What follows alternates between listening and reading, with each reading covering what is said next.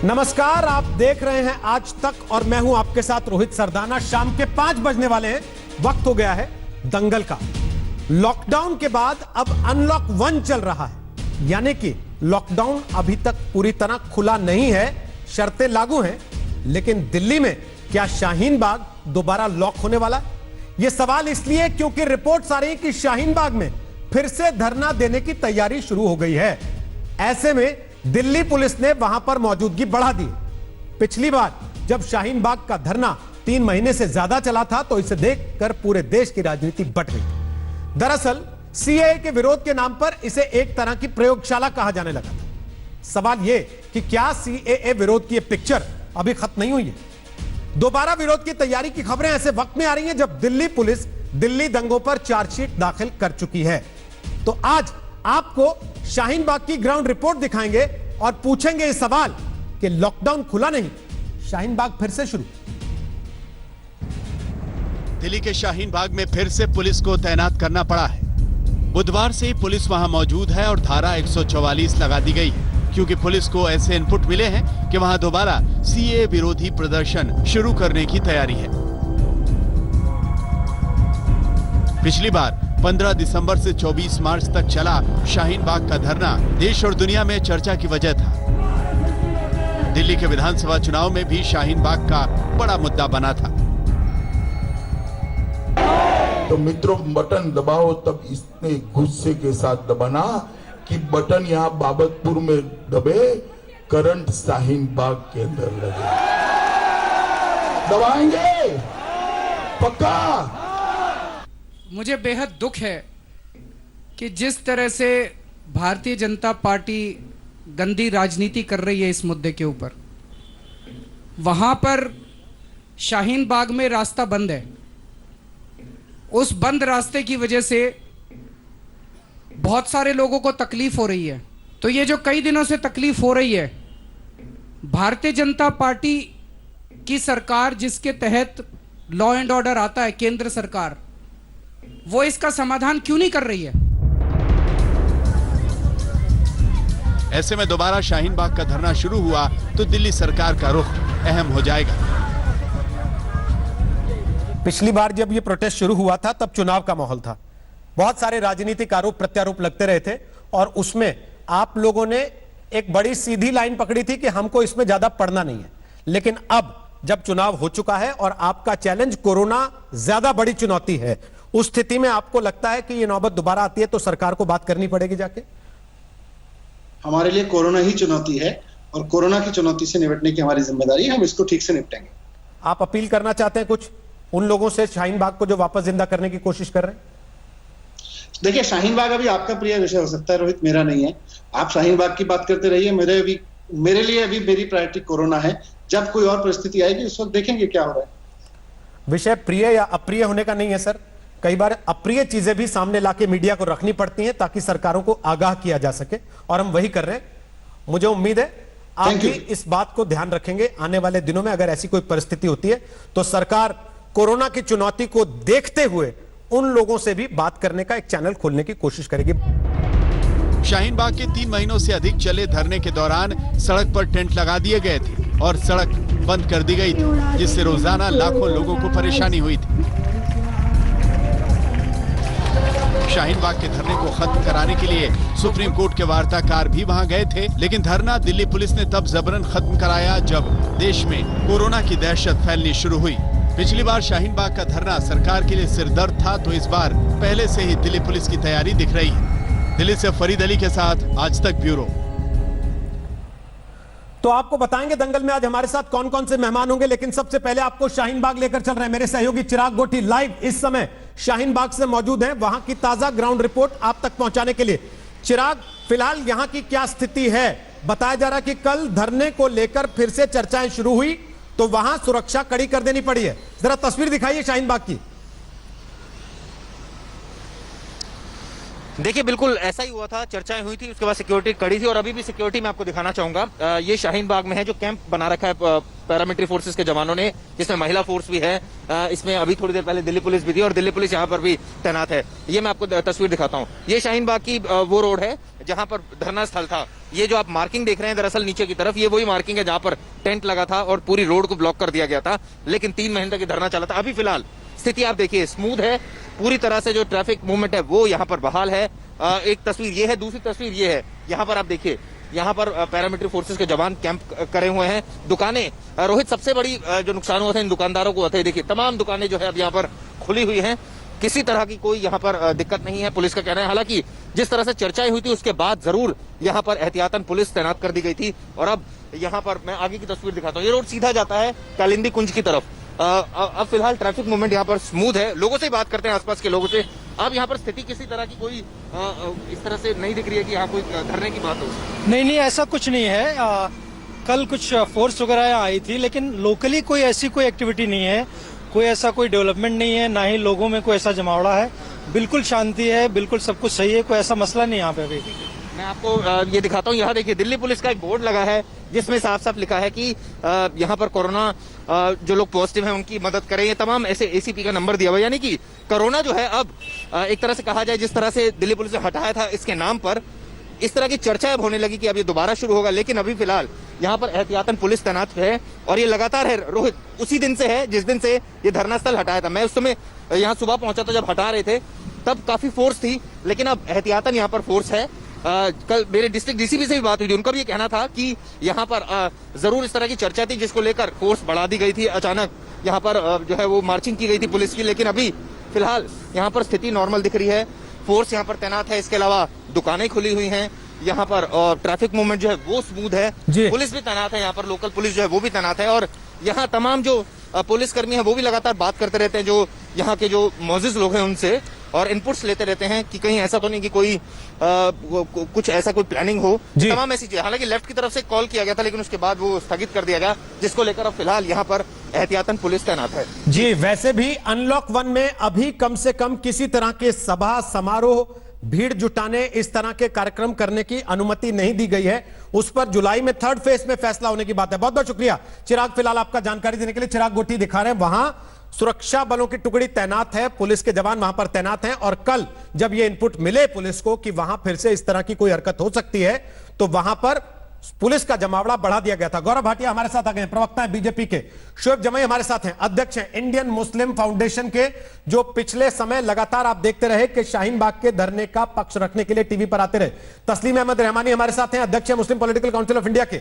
संगीत रागी हमारे साथ हैं, दिल्ली यूनिवर्सिटी में पढ़ाते हैं, आरएसएस से जुड़े हैं। एलन राव पूर्व डीसीपी हैं दिल्ली पुलिस के, वो हमारे साथ होंगे। और सुबोई खान सामाजिक कार्यकर्ता हैं और वकील हैं। आप सबका स्वागत है दंगल में। सबसे पहले मेरा सवाल सीधे सीधे शोएब जमाई आपसे है, अभी लॉकडाउन खुला नहीं है, शाहीन बाग फिर से शुरू करने की तैयारी चल रही है क्या?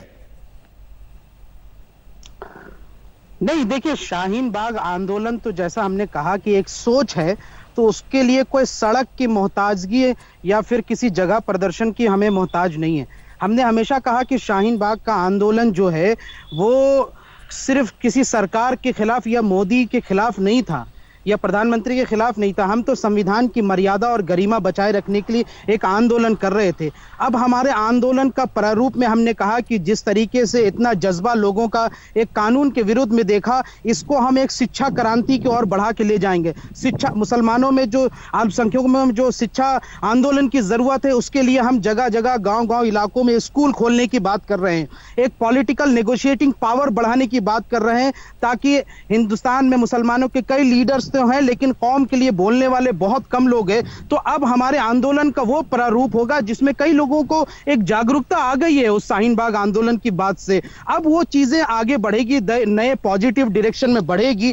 लेकिन अभी जो प्रोटेस्ट जो चल रहा है वो शाहीन बाग आंदोलन का प्रोटेस्ट नहीं चल रहा है, बल्कि जो जिस तरीके से एक तरफा कार्रवाई करते हुए पुलिस ने कई एंटी सीए प्रोटेस्टर्स को गिरफ्तार किया है, उसके लिए प्रोटेस्ट करने के लिए जामिया और जेएनयू के छात्र या दूसरी जगह पे उन उनके रिलीज की मांग के लिए वो प्रोटेस्ट कर रहे हैं। अभी लॉकडाउन के दौरान वर्चुअली कर रहे थे और अभी कहीं कहीं सोशल डिस्टेंसिंग के माध्यम से कर रहे हैं। लेकिन जहां तक शाहीन बाग आंदोलन की बात है, और मैं खुद शाहीन बाग आंदोलन का एक सिपाही रहा हूं और अभी भी हूं, तो मुझे इस बात का फख्र है कि हमारा शाहीन बाग आंदोलन आगे चल के एक नई शिक्षा क्रांति को अल्पसंख्यकों में जन्म देगा और हम पॉलिटिकली तौर पर बड़े एक नेगोशिएटिंग पावर के रूप में उभरेंगे, ऐसी मेरी उम्मीद है और ऐसी जमाई कामना है। साहब, इसको मैं अगर राजनीतिक विश्लेषण करूं आपकी बातों का, तो मुझे यह लग रहा है कि आंदोलन में लोगों की भीड़ जुटी देख के आपके मन में अब यह महसूस होने लगा कि आप चुनाव लड़ सकते हैं, एक राजनीतिक पार्टी बना सकते हैं और शायद आपको भी कुछ लोग वोट दे देंगे इसके बाद से, क्योंकि इतने दिन आप टीवी पे आते रहे,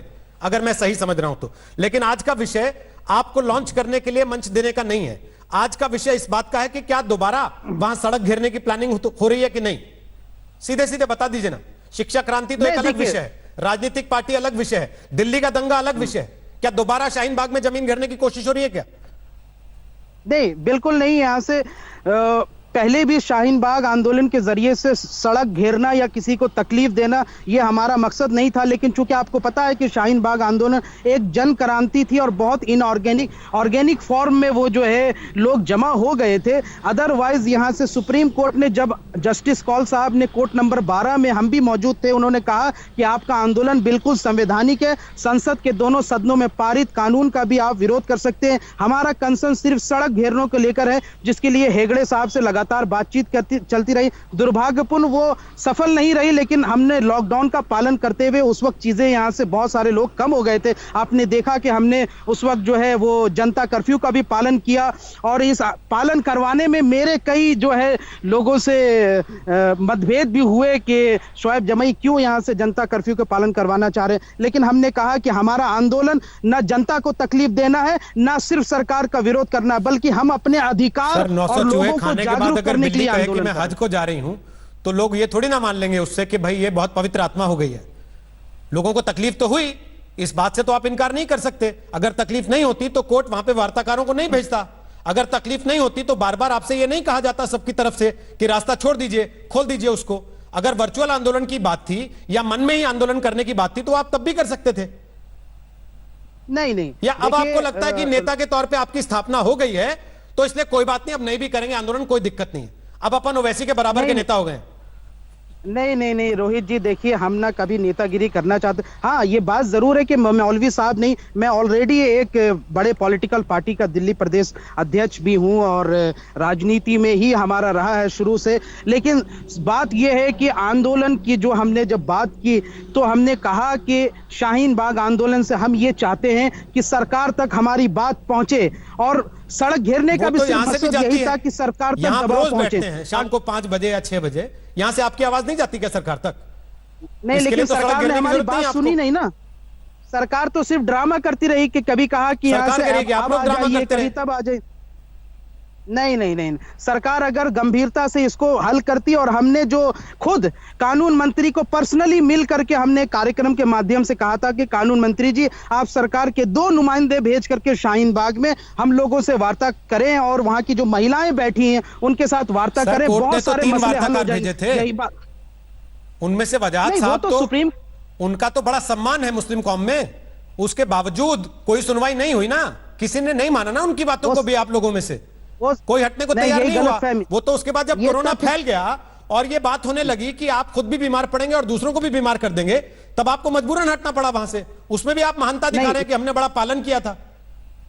नहीं रोहित भाई, आप तथ्य गलत बोल रहे हैं। वो वार्ताकार सुप्रीम कोर्ट की तरफ से भेजे गए थे और सिर्फ सड़क की चिंता को लेकर भेजे गए थे। मैंने कब कहा कि कोर्ट ने नहीं भेजे थे? आंदोलन खत्म कराने या आंदोलन के प्रारूप में यहां से नेगोशिएशन के लिए नहीं भेजे गए थे। हमारा सुप्रीम कोर्ट के खिलाफ थोड़ी आंदोलन था। आज आप ये वादा कर सकते हैं यहां से कि दोबारा शाहीन बाग में जगह घेर कर फिर से वो सब करने की, दोहराने की कोशिश नहीं होगी जो पहले हुआ 3 महीने? आप वादा कर सकते हैं यहां से? देखिए, जहां तक मेरी शाहीन बाग आंदोलन के अपने साथियों से बातचीत हुई और तमाम लोगों को इस बात पे, सब लोग इस बात पे यहां से इत्तेफाक रखते हैं कि हम अब शाहीन बाग आंदोलन जो प्रोटेस्ट जो जिस एंटी सीए की बात हो रही थी, वो प्रोटेस्ट तभी होगा जब सरकार दोबारा एनआरसी और एनपीआर जैसे शोषे छोड़ने का काम करेगी। अभी तो हमारा देश कोरोना से लड़ रहा है और इस कोरोना की महामारी में शाहीन बाग के तमाम सिपाही और हम सब वो लोग शोषा नहीं होते, सरकार के साथ वो हैं फैसले और होते हैं, साथ मिलकर के लड़ेंगे। और दूसरी बात, साथ में जब आपने देख लिया कि कोरोना से लड़ाई के बावजूद दिल्ली दंगों की जांच चलती रही ना, वो रुकी नहीं, तो ये आपने कैसे मान लिया कि एनआरसी और एनपीआर और सीए ये खत्म हो गए? ये आपने कैसे मान लिया? आप भी मत, तो यही तो कह रहा हूं कि आप भी ये बात मत मानिए कि लॉकडाउन अगर हो गया है तो लोगों के अंदर प्रोटेस्ट करने का जज्बा या फिर यानी कि अपना 5 विरोध मिनट में जताने आप का पलट जज्बा गए। खत्म हो जाएगा। 5 मिनट पहले आपने कहा था कि हमारा मन से ही आंदोलन चल रहा है, मन में चलता रहेगा, अपने को जगह घेरने की जरूरत नहीं, अब तो हम शिक्षा क्रांति में ले जा रहे हैं उसको। अब आप 5 ही मिनट के हमने भीतर ये कहा कह ना। रहे हैं कि हम तो दोबारा बैठ सकते हैं कभी भी। देखिए यही 5 बात ही है, मिनट आप में पलट समझते गए आप। नहीं हैं।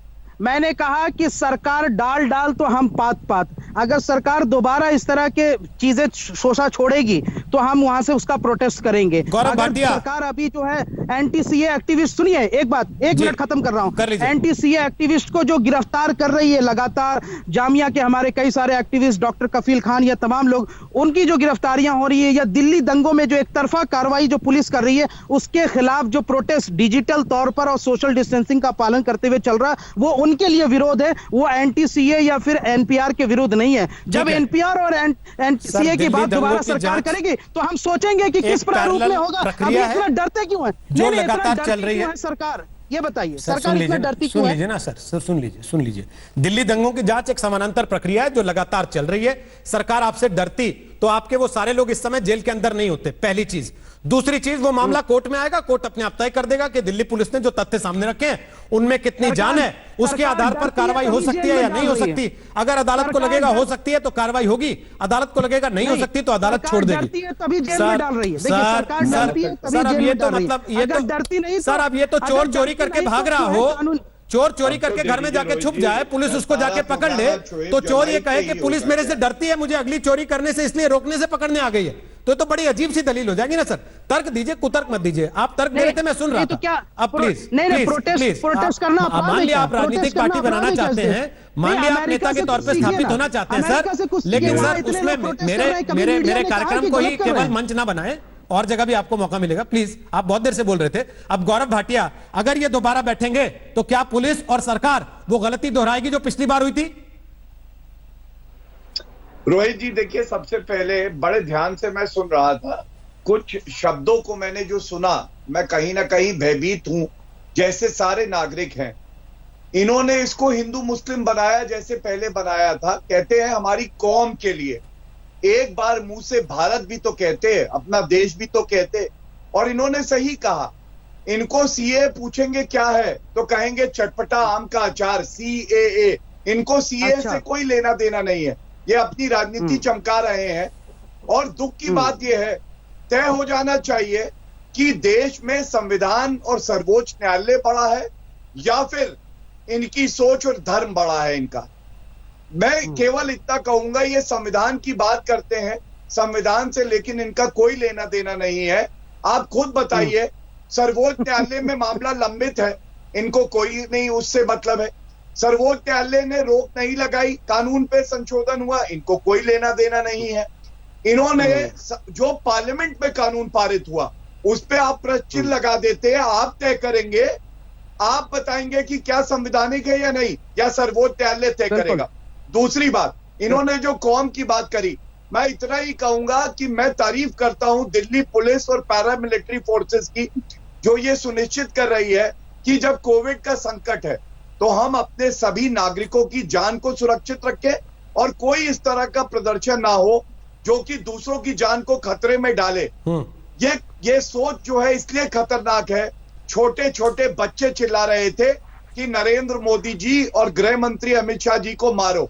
छोटे छोटे बच्चों से इन्होंने नारे लगवाए कि हिंदुत्व की कब्र खुदेगी। मैं पूछना चाहता हूं, ये कैसी जहरीली सोच है? आप बताइए। अगर आपका आस्था संविधान में है तो आप इंतजार करिए सर्वोच्च न्यायालय के आदेश का। दूसरी बात, कोविड के समय में इस तरह का प्रदर्शन करना, जहां पे ये भी बात आई कि रुपए दे के प्रदर्शन करवाया जा रहा है। और रोहित जी आपका चैनल भी शायद एक सेकंड शोएब वो आपके बीच में नहीं बोले, लगातार वो सुनते रहे। शोएब जमाई वो आपको लगातार सुनते रहे थे। शोएब जमाई नेता बनने की पहली शर्त ये होती है कि सुनना भी सीखना चाहिए। अगर आपको नेता बनना है तो सुनना सीखिए कम से कम। वो आपको लगातार सुनते रहे। आपसे मैंने 10 मिनट बात की, उन्होंने 10 मिनट तक सुना बिना टोका टाकी के, केवल 2 बार उंगली उठाई बीच में कि मैं भी बोलना चाहता हूं। बाकी लोग भी हैं, अभी 4 मेहमान और हैं शोएब जमाई, उनको भी आपको सुनना पड़ेगा। बात पूरी कर लूं तो आप गौरव भाटिया पूरा करेंगे, और अगर मेरा सवाल होगा मैं उनसे और सवाल पूछूंगा और बाकी लोगों से सवाल पूछूंगा, फिर आपके पास आऊंगा। शोएब जमाई प्लीज आप इंतजार कीजिएगा। बोले गौरव भाटिया, पूरा कीजिए फटाफट। धन्यवाद। देखिए, इन लोगों की राजनीतिक हैसियत क्या है, ये राजनीति करना चाहते हैं। मैं बता दूं, एक समय ऐसा आया था वहां पे 5 लोग नहीं थे शाहीन बाग में, और जब वहां मीडिया के लोग जाते थे तो ये हूटर बजाते थे कि आप लोग आ जाओ। मैं इतना ही कहूंगा, देश आज मोदी जी के साथ खड़ा हुआ है और इनके साथ कोई नहीं, केवल ये जहर उगलने के लिए आते हैं। दिल्ली के दंगे भी इन्होंने ही करवाए, भारत की छवि खराब करने के लिए विदेश यात्रा थी डोनाल्ड ट्रंप की, और आज चार्जशीट फाइल हो गई है। और वो दिन दूर नहीं कि जो कानून तोड़ेगा, वो चाहे शोएब जमाई हो चाहे कोई भी हो, ठीक है सर, तो उनके खिलाफ भी कार्रवाई होगी। अलग अलग जहर उगलना बंद कर दीजिए। मैं शुरू से कह रहा हूं, 2 अलग अलग रोजी रोटी कमाना चाहते हैं, ठीक है, असंवैधानिक तरीके से आप वोट काउंटर देना चाहूंगा। ओके, 2 अलग अलग विषय हैं।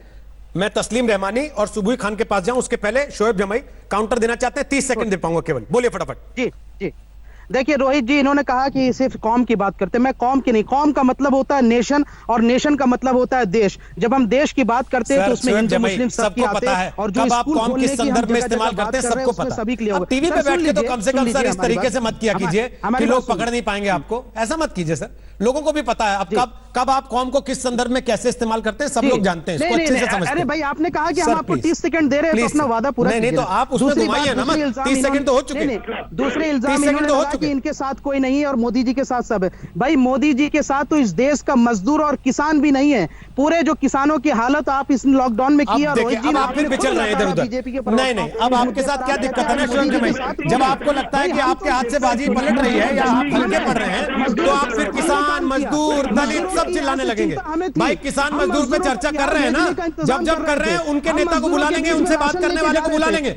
आप कौम की राजनीति करते हैं, कौम की बात करने के लिए बैठते हैं, कौम की बात तक सीमित रहिए। आप शोएब जमाई यहां पर दलित नेता, किसान नेता, मजदूर नेता सबकी ठेकेदारी लेने की कोशिश मत कीजिए।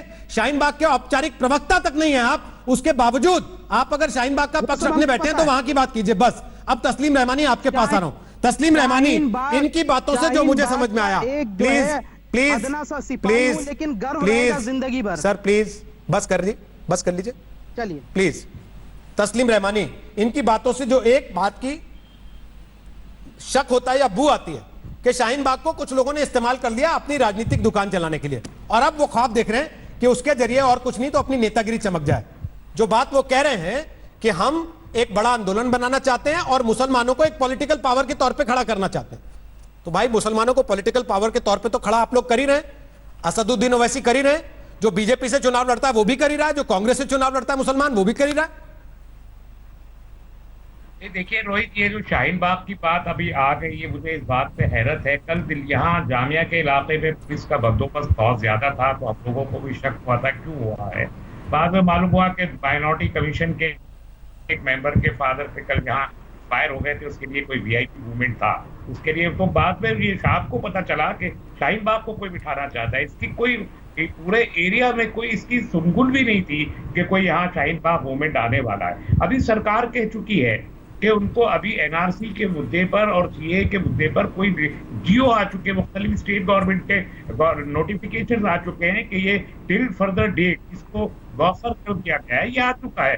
तो ऐसे की किसी को कहीं से कोई जरूरत आज की तारीख में कम से कम महसूस नहीं हो रही। मुद्दे और भी है जिसपे किया जा सकता है, कि जहां तक आप बात कर रहे हैं पॉलिटिकल मूवमेंट उठाने की, उसके लिए शाहीन बाग अकेला ये सीए का मूवमेंट नहीं, बहुत सारे मुद्दे हैं तो पॉलिटिकल मूवमेंट उठते रहेंगे।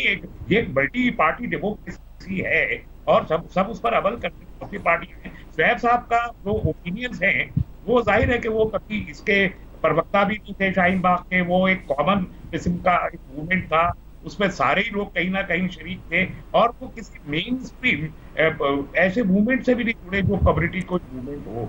वो ओपिनियन, पर्सनल ओपिनियन है, उसी हैसियत में उनको लेना चाहिए। कोई आदमी पर्सनली कुछ सोच सकता है, लेकिन शाहीन बाग ऐसा हमारी जितने लोगों से रात को बात हुई जब ये खबर मिली तो तकरीबन सबने ये कहा कि नहीं, इस तस्लीम वक्त साहब, पिछली इस तरह बार जब के शाहीन बाग का movement की आंदोलन कोई हुआ जरूरत था, नहीं है। पिछली बार जब अचानक वहां पे रातों रात भीड़ जुट गई थी और धीरे धीरे करते करते 3 महीने तक वो पूरा ड्रामा चलता रहा, आपसे पूछ के या आपसे सलाह लेके या आपको फोन करके प्लान हुआ था क्या? नहीं हुआ था, वो अनप्लान्ड था। वही तो आप लोग हमेशा कहते रहे, वो अनप्लान्ड एक पब्लिक मूवमेंट था। तो कहीं ना कहीं और पुलिस उसको को हो देख के सकता है पूरे खबर लगी हो, एजेंसियों को पता लगा हो कि कुछ सुगबुगाहट हो रही है फिर से। हो सकता है उनको कोई इनपुट आया, उन्होंने बताया नहीं क्या इनपुट है, लेकिन हो सकता है आया हो। लेकिन ऐसा कुछ कम्युनिटी के अंदर या इलाके के अंदर ऐसी कोई भी सुनगुन नहीं थी। अब पुलिस को कहां से इनपुट आया तो वही ज्यादा बेहतर जानते हैं। तो अभी जब कोरोना के हालात चल रहे हैं, में ऐसी कोई फीलिंग नहीं थी। ये लोग जब धरना दिलाएंगे तो क्या पीपी किट पहना के बिठाएंगे महिलाओं को वहां पर धरना देने के लिए? पटना हाउस पे 2 कोरोना डेथ कल रात हुई हैं। ये इतना सीरियस है और मैं सुबह से टैकल कर रहा हूँ कि थोड़ी जाए, वो हो गया। लेकिन हमने केजरीवाल साहब को भी कहा कि भाई जब 2 डेथ एक रात में हो गए, उससे पहले एक पूरा एक पॉकेट है जिसमें सब कुछ हो रहा है। केजरीवाल साहब को भी उस पर लिखा है हम लोगों ने, तो उसको कंटेनमेंट जोन है ना। तो ये इशू हमारे सामने है। ठीक सर, अभी और बहुत सारे इशू सामने हैं। तो इस पर बहस के लिए कहां से आप ओके सुबुई खान, जो बातें शोएब जमाई कर रहे हैं उसमें कहीं आपको लगता है कि शाहीन बाग डायरेक्टली नहीं तो सीएए के विरोध में जो लोग गिरफ्तार हुए हैं या दिल्ली दंगे की जांच के दौरान जिन पर आंच आई है और जिनको पुलिस ने उठा के अंदर डाला और जिनके नाम आ रहे हैं चार्जशीट में, उन्हीं की आड़ में एक बार फिर से भावनाओं को भड़काने की कोशिश हो सकती है? और शायद उसी का इशारा कल दिल्ली पुलिस की हलचल से मिला है वहां पर शाहीन बाग में। सुबुई खान जमाई ने साफ साफ कह दिया या आपने उनके मुंह से उगलवा लिया कि शाहीन बाग एक ऐसी मानसिकता है, एक ऐसा इनके हाथ में टूल है जो ये सिर्फ अपने राजनीतिक हित साधने के लिए इस्तेमाल कर रहे हैं।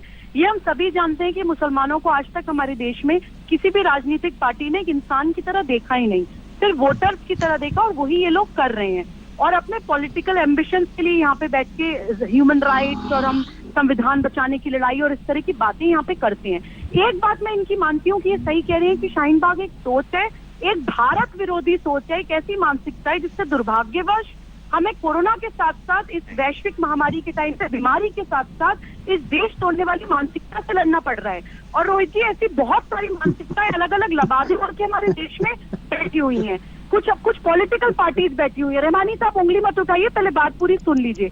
ये वो मानसिकताएं रोहित जी, वो लोग हैं एंटी नेशनल फोर्सेस जो कुत्तों की तरह घेर के बड़े बड़े शेरों का शिकार करते हैं। यही ये मोदी जी और बीजेपी के साथ करने की कोशिश कर रहे हैं, क्योंकि बहुत सालों बाद हमारे देश में ऐसी गवर्नमेंट आई है जो ऐसे मुद्दों पर काम कर रही है जो बड़े बड़े लोग, बड़ी बड़ी पार्टीज कभी अपने हित से आगे बढ़ के देश के लिए करने का सोच भी नहीं पाई। और इसलिए ये लोग उनको टारगेट करने के लिए इस तरह की जबरदस्ती के शाहीन बाग आंदोलन और इलीगल एक्टिविटीज में मुब्तला होते हैं। चाहे आप एनआरसी में देख लीजिए कि अगर हम घुसपैठियों से लड़ने की बात कर रहे हैं तो इन लोगों से लड़ना पड़ता है, अगर हम ह्यूमन राइट्स की बात करते हैं सीए में तो इन लोगों से लड़ना पड़ता है, हम कश्मीर को, अपने देश में कश्मीर को आतंकवाद से बचाने की कोशिश करते हैं तो इन लोगों से लड़ना पड़ता है, और तो और कोरोना जैसी बीमारी से भी लड़ते हैं तो भी इन लोगों से लड़ना पड़ता है। तो देखिए, ये खुद ही एक्सपोज हो रहे हैं। मैं हमेशा ये बोलती हूँ रोहित जी कि हमारे देश का अच्छा वक्त चल रहा है, और आज जो हमारे देश की स्थिति हम देख रहे हैं ना, वो पिछले 70 सालों की ऑडिट रिपोर्ट है। पिछले 70 सालों में विधर्मी सरकारों ने, विधर्मी का मतलब है जो अपना कर्तव्य पालन करना नहीं जानती, उन्होंने कितनी एंटी नेशनल फोर्सेस को, कितने सांपों को इस देश में दूध पिलाया है और अपने लिए उनके साथ गठबंधन में काम किया है। सबके सामने एक्सपोज हो रहा है। एक चीज जस्ट फ्यू सेकंड्स दीजिए रोहित जी, जैसे अभी शोएब जी ने अभी पॉलिटिकल एम्बिशंस दिखाई, ऐसी केजरीवाल जी स्वराज लेके बैठ रहे थे। हम भारतीय बहुत इमोशनल हैं, तब वो स्वराज की बात करते थे। आज वो अमानतुल्लाह खान जैसे और ताहिर हुसैन जैसे दंगा भड़काने वाले लोगों के खिलाफ अपनी पार्टी के कुछ नहीं कर रहे हैं। ताहिर हुसैन के खिलाफ तो दिल्ली पुलिस ने चार्जशीट भी दाखिल कर दी है, और अमानतुल्लाह खान की हेट स्पीच के बाद तो सारा दंगा ही भड़का है। शाहीन बाग में पहली बार अमानतुल्लाह खान की हेट स्पीच के बाद भड़की, लेकिन केजरीवाल जी को उससे कोई मतलब नहीं है, सिर्फ बीजेपी को टारगेट करना है। ओके मैं संगीत रागी के पास जाऊं उसके पहले फटाफट शोएब जमाई, एक सवाल का जवाब तो आपको देना पड़ेगा। 370 का मामला आता है तो विरोध में आप खड़े होते हैं, रोहिंग्या मुसलमानों का मामला आता है तो विरोध में आप खड़े होते हैं, अब कोरोना का मामला आता है तो तबलीगी जमात के प्रतीक के तौर पे देश में टेलीविजन चैनल पे आप खड़े होते हैं। चक्कर क्या है? नहीं, प्राइम मिनिस्टर ने तो 5 उपलब्धियां गिनाई हैं। सर एक देख सेकंड, लीजिए, सर एक प्राइम मिनिस्टर की 5 रहमानी साहब, रहमानी साहब शोएब जमाई से पूछ रहा हूँ, रहमानी साहब शोएब जमाई से पूछ रहा हूँ।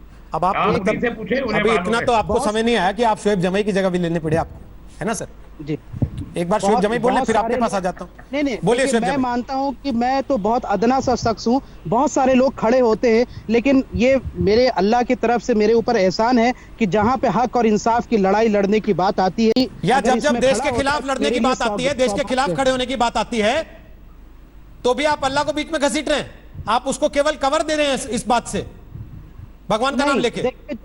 जब देश की बात आती है तो शोएब जमाई सरकार के साथ खड़ा है। जब भी हमने कहा कि चाइना को अगर यहां से मुंह की उसको जवाब सर, देना आप जब तबलीगी जमात की यहां से बैठ के वकालत करते थे तो पूरे देश ने देख लिया कितना देश के साथ है आप, पता लग गया था। शोएब जमाई संविधान, लोकतंत्र और जनतंत्र की रक्षा के लिए लड़ाई लड़ता रहेगा और तब तक लड़ता रहेगा जब तक हमारे देश में लोकतांत्रिक गला घोटने की जो ये साजिश संघवाद की और पिछले 6 सालों से जिस तरीके से पूरे देश का माहौल को खराब कर दिया गया वो ठीक नहीं हो जाता, तब तक हमारी लड़ाई चलती रहेगी और हम इसके लिए तत्पर रहेंगे। रैली नहीं चल रही है सर, सिंपल सा सवाल पूछा था, उसमें आप भाषण देने लग गए पूरा। मैंने पूछा तबलीगी जमात की पैरवी करते थे जब आप बैठ के, तब कौन सा देश का आप साथ दे रहे थे? उस वक्त तो आपके मुंह से एक बार नहीं निकला था कि भाई ये लोग अपने अपने घरों से बाहर निकल आए और जाके कम से कम अपना रिकॉर्ड दर्ज करा दें। तब तो आप पैरवी करते थे बैठ के यहां पर। और आज जब आप दोबारा धरने की बात कर रहे हैं, मुझे बता दीजिए आपने बना लिया क्या कोरोना वायरस का वैक्सीन, जो आप दोबारा कह रहे हैं कि हम धरना देने के लिए तैयार हैं अगर दोबारा खुलता है मामला? तो देखिए, जिस जामिया मिलिया इस्लामिया में आज थोड़ा सा सांकेतिक प्रदर्शन हुआ इस बुनियाद पर कि वहां के छात्रों को गिरफ्तार किया गया, उसी जामिया मिलिया इस्लामिया के इंटर डिसिप्लिनरी साइंसेस के डॉक्टर इम्तियाज हसन और जो हमारी ही डिपार्टमेंट की जो टीम है, उन्होंने कोरोना वायरस के लिए जो ड्रग्स है वो 2 ड्रग्स की पहचान की मॉलिक्यूलर स्ट्रक्चर के बुनियाद पर, और ये आपकी न्यूज चैनल ने भी इस खबर को चलाया और दिखाया भी। तो इस पर तो हमें जामिया पे गर्व होना चाहिए ना कि ये हम कर रहे हैं। जामिया पे जहां गर्व करना कर रहे हैं, लेकिन उन दोनों साइंटिस्ट ने आपको ये तो नहीं कहा ना कि शोएब जमाई ये लोग गोली और खिला दो सारी महिलाओं को, बैठा दो दोबारा धरने पर शाहीन बाग में, या ये क्या के भेजा उन्होंने आपको?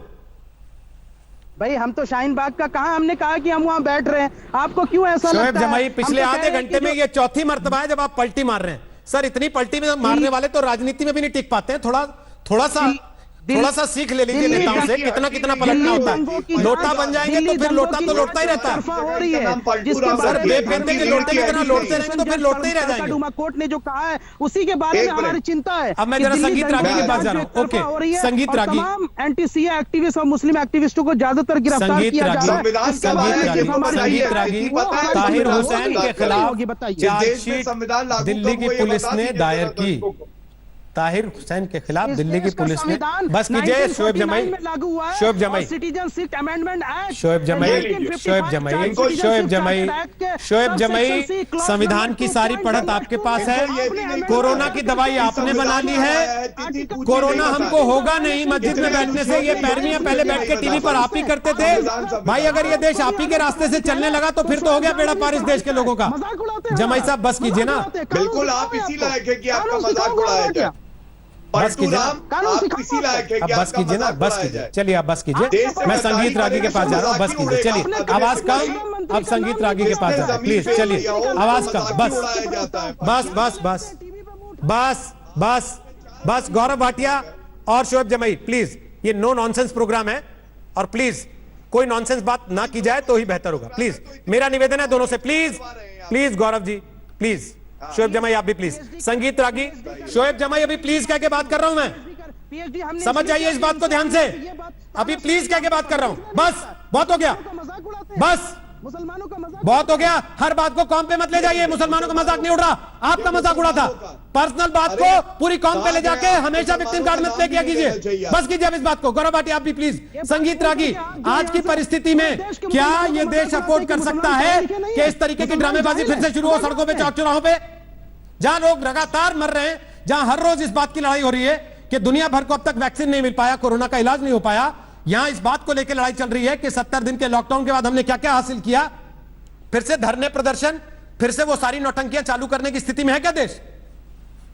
रोहित जी, पहली बात तो कि यह संविधान जो है वो 1949 में लागू नहीं हुआ था, 1950 में लागू हुआ था। दूसरी बात, शोएब जमई जी ने ठीक बात ये कहा कि शाहीन बाग एक सोच है, और वो सोच इस देश में भारत के आज़ाद होने के पश्चात से ही शुरू हुआ था, उससे पहले भी था, और वो सोच जारी है। वो सोच जो है वो पॉलिटिकल इस्लाम का सोच है, जो दुनिया में हर जगह या तो थियोक्रेटिक स्टेट के लिए लड़ता है या सत्ता के खिलाफ संघर्ष रहता है। आज के दिन में दुनिया का कोई ऐसा कोना नहीं है जहां पर यह पॉलिटिकल इस्लाम संघर्ष नहीं कर रहा है। वो सत्ताओं के साथ संघर्ष करता है और डेमोक्रेटिक कॉन्स्टिट्यूशन मैकेनिज्म को वो सहारा बनाता है, जबकि उसका संविधान और लोकतंत्र में कहीं से विश्वास नहीं है। एक इस्लामिक राज्य कभी भी डेमोक्रेटिक हो ही नहीं सकता, और न ही इस्लाम की धारणा लोकतंत्र में है। दूसरी बात, ये जो शाहीन बाग सोच है, आप देखेंगे कि ये वामपंथी और जिहादियों दोनों का गठबंधन था। जो लोग ये कहते हैं कि शाहीन बाग जो है वो एकाएक आंदोलन प्रकट हुआ है, मैं इसे बिल्कुल नहीं मानता। ये चाइना, पाकिस्तान और वामपंथी जिहादियों का एक संगठित सुनियोजित षड्यंत्र का हिस्सा था, जो बाद में इस देश में कई जगहों पर दंगे करवाते। दिल्ली में तो हुआ ही, लेकिन इस देश के हर जगह, हर कोने में इस प्रकार को देश तोड़ने की दिशा में काम करने का सुनियोजित प्रयास का हिस्सा था। दुर्भाग्य है कि इस देश को दो हिस्सों में बांटने के बावजूद इस देश का अल्पसंख्यक समुदाय का एक हिस्सा पाकिस्तान परस्त बहावी आंदोलन से अभी भी अपने आप को प्रेरणा लेता है। याद कीजिए, वो वही आज दिल्ली अल्पसंख्यक आयोग का व्यक्ति कहता है कि शाह वलीउल्लाह हमारा आदर्श है। ये वही शाह वलीउल्लाह था जिसने अहमद शाह अब्दाली को पत्र लिख करके कहा था कि जाट और मराठा ब्रिटिश समाज के आने के बाद इस देश में खड़े हो जाएंगे, इसलिए तुम इसे आप हिंदुओं को हटाने के लिए इस देश पर आक्रमण करो। मुस्तकिल झूठ बोलने का मौका दें। रहमानी साहब, इनके बाद आपके पास आए, आपको भी वो झूठ बोलने का मौका मिलेगा जैसा इनको मिला। अब ये तो सब जनता तय करेगी ना। इससे क्या, अपना सर्टिफिकेट तो शोएब जमाई भी लेके बैठे हैं, उन्होंने तो दवाई बांट दी अपनी तरफ से कोरोना की, अभी आपके सामने। पता नहीं आपके घर भेजी कि नहीं, पूरा के लिए फटाफट संगीत रागी। रोहित जी, मैं एक भी बात बिना तथ्य का नहीं बोल रहा हूं। यदि शाह वलीउल्लाह को कोट कर रहा हूं तो अहमद शाह अब्दाली को लिखे गए पत्र को भी मैं पूरा पढ़ करके रख दूंगा। लेकिन ये इस देश के मुसलमानों की मानसिकता का सोच है। मैं किसी पार्टी का प्रवक्ता नहीं हूं, इसलिए मैं खुल करके बोलूंगा कि पॉलिटिकल इस्लाम के चीजों को समझिए और उसका सड़कों पर आकर के प्रतिकार कीजिए।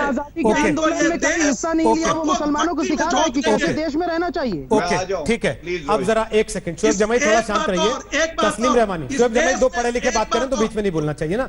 तस्लीम रहमानी जवाब दे रहे हैं, वो एक बार जवाब दे लें, उसके बाद आप आइएगा। मुसलमानों को मुसलमान के नाम पर बोलने का कोई अधिकार नहीं है सर। 23% मुसलमान 35% हिस्सा ले चुका है। ठीक है सर, भारत के अंदर रहने वाला अब आप तो कम से कम बंटवारे वाली बात मत कीजिए ना।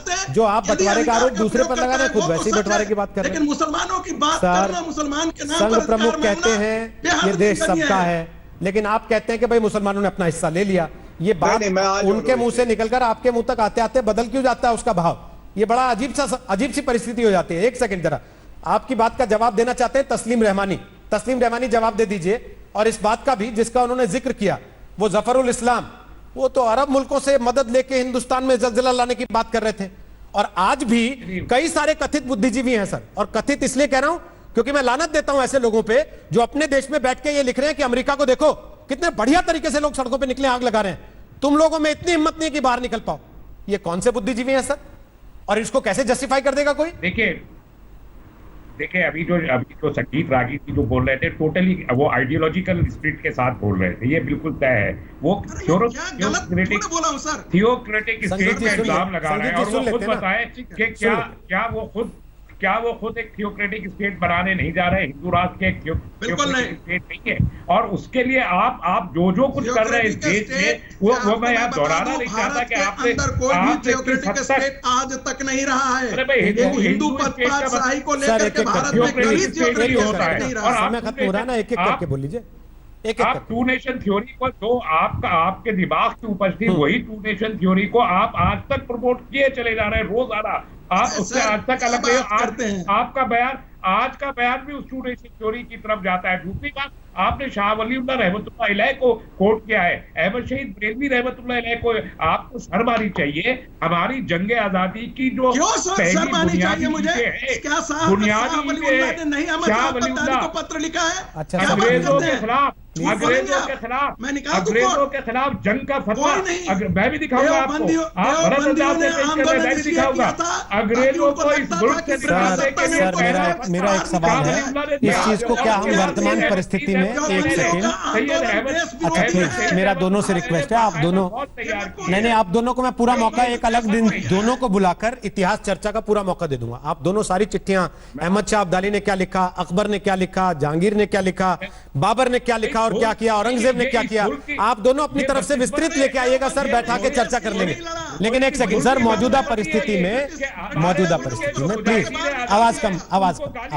अच्छा ठीक है, दोनों की आवाज कम कर रहे हैं। एक सेकंड, एलन राव साहब से मैं एक भी सवाल नहीं ले पाया। एलन राव साहब पूर्व पुलिस अधिकारी हैं दिल्ली पुलिस के। एलन राव साहब, क्या दिल्ली पुलिस से एक बार जो चूक हुई उस समय शाहीन बाग का धरना 3 महीने चलता रहा, दोबारा तो वैसी परिस्थिति नहीं आएगी? अब पुलिस तैयार है? और अब तो काफी चीजें उनके सामने आई, दिल्ली दंगों की चार्जशीट में उन्होंने देख के रखा है सामने सब कुछ कि क्या कुछ हो रहा था। बिल्कुल रोहित जी, पूरी इन्वेस्टिगेशन में सारा कुछ कनेक्शन समझ में आ गया है। कौन सा कनेक्शन कहाँ, जामिया मिस्लामिया यूनिवर्सिटी के इंसिडेंट से लेके शाहीन बाग और फिर जाफराबाद और उसके बाद सारी कहानी, और अब उसके बाद ये मरकज वाली जो निजामुद्दीन की कहानी, सारी इंटरलिंक्ड है। पूरी इन्वेस्टिगेशन अभी क्लियर हो चुकी है। लेकिन अब मैं एक और बता देता हूँ, एक कहावत है, दूध का जला फूक फूक पर पीता है। तो ये जो शाहीन बाग में जो कलेक्शन हुआ था, लोगों का जमावड़ा हुआ था, उसमें कहीं ना कहीं इंटेलिजेंस की चूक होने की वजह से सारा बैठ गए थे और 3 महीने तक ये बैठे रहे थे। अब मुझे पक्का यकीन है कि दिल्ली पुलिस बहुत ही ज्यादा सजग है। इंटेलिजेंस नेटवर्क उन्होंने अपना बढ़ा लिया है। वहां पे किसी आदमी को बैठने के लिए बिल्कुल कोशिश नहीं की जाएगी, करने दिया जाएगा। और मैं समझता हूं इनके मंसूबे भी अगर हैं वहां दोबारा बैठने के लिए, वो कामयाब नहीं होंगे। अगर इनको डेमोक्रेटिक तरीके से कोई वो करना है, धरना प्रदर्शन करना है किसी भी चीज के खिलाफ में, एक संवैधानिक तरीके से, तो रामलीला ग्राउंड है, वहां पे जाके बैठेंगे। लेकिन यहाँ शाहीन बाग जैसी सिचुएशन किसी दिल्ली के किसी कोने में अब नहीं हो सकती। ये मैं आपको एक प्रकार से आपके चैनल के माध्यम से पूरी जनता को आश्वस्त करना चाह रहा हूँ। गौरव भाटिया, क्योंकि 30 सेकंड, गौरव भाटिया। देखिए रोहित जी, सबसे पहले तो मैं कहूंगा शर्म उनको आनी चाहिए जिनकी सोच इतनी खतरनाक थी कि वो चुनाव लड़े और उनको 149 वोट मिले। जनता ने करारा थप्पड़ मारा और इसलिए मारा। बहुत पीछे की बात हो गई। मैं बता रहा हूं क्यों। अब मैं अपनी बात अपने तरीके से ही रखूंगा ना रोहित जी। मैं तथ्यों पे गलत हुआ आप टोक सकते हैं। बोलिए। लोकतंत्र में 149 वोट मिले, क्यों मिले मैं बताता हूं। जब बुरके में महिला पत्थर मार रही थी पुलिस पे, 30 साल अब इनको चुप करा लीजिए रोहित जी प्लीज, ये गलत बात है। तस्लीम साहब सुन लीजिए ना, समय खत्म हो गया वैसे भी। तस्लीम साहब समय खत्म हो गया है। 149 वोट मिले और क्यों मिले मैं बताता हूँ, क्योंकि प्लीज चुप कराइए। आपस में झगड़े का समय नहीं है सर, अपनी बारी का इंतजार, आपस में झगड़े का समय नहीं है। खून बहा लिया। नहीं, समय खत्म हो गया सर, समय खत्म हो गया सर। झगड़े में ही समय खत्म कर देते हैं आप लोग। देखिए मसला यह है कि लोग जब आते हैं तो आप लोगों को सुनने आते हैं और ये जानना समझना चाहते हैं कि आप लोगों की सोच क्या है, ताकि देखने वाले को ये पता तो चले कि आप आखिर करना क्या चाहते हैं, कहना क्या चाहते हैं। इसलिए हम कहते हैं कि नो नॉनसेंस डिबेट होनी चाहिए। अपनी अपनी बात कहिए, अपना अपना पक्ष रखिए, ताकि लोगों को समझ में आए। शोएब जमाई की बातों से समझ में आया कि वो अब इसको एक राजनीतिक पार्टी की तरफ ले जाना चाहते हैं चीजों को। क्या नेतागिरी बनाने के लिए, क्या नेतागिरी चमकाने के लिए, खुद को स्थापित करने के लिए शाहीन बाग के आंदोलन को हथियार बनाया गया था, महिलाओं को आड़ बनाया गया था। यह भी आने वाले दिनों में एक बड़ा सवाल खड़ा होगा। लेकिन क्या वाकई फिर से शाहीन बाग को दोबारा जिंदा करने की कोशिश की जा रही है? इस पर एलन राव ने कुछ चीजें बिल्कुल दो टूक के। नमस्कार, मैं हूं अंजना ओम कश्यप। हमें उम्मीद है ये वीडियो आपको पसंद आया होगा। लेटेस्ट खबरों के लिए यूं ही देखते रहिए आज तक, और इस वीडियो के पसंद आने पर लाइक, शेयर एंड सब्सक्राइब करना ना भूलें।